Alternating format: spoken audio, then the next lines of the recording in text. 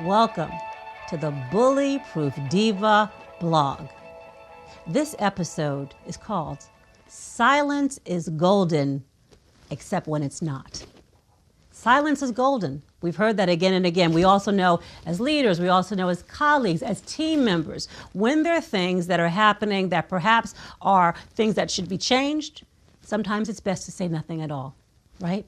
Especially when you're observing someone else who is being bullied, especially when you're seeing a culture in meetings where people are yelling at each other, when people are making comments that are disparaging, especially when you hear other colleagues talking in negative ways about someone else, even if you are a team member or a manager or an HR professional witnessing these things and you have the wherewithal to abstain from commenting, your silence about these situations and in these situations is toxic.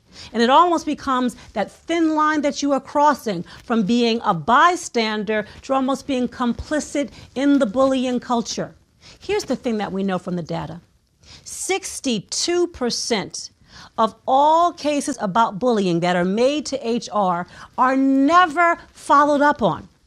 We also are seeing with the legislation being passed throughout this country, and there being 24 states right now with anti-work bullying laws on the books, that this toxic implication of workplace bullying that you're privy to is something that you are going to need to figure out how to speak up about, how to create cultures where you can speak not only constructively about what you're seeing, but make sure that there are protocols in place where you don't feel like you're tattling, you don't feel as though you're going to be singled out for speaking up about it.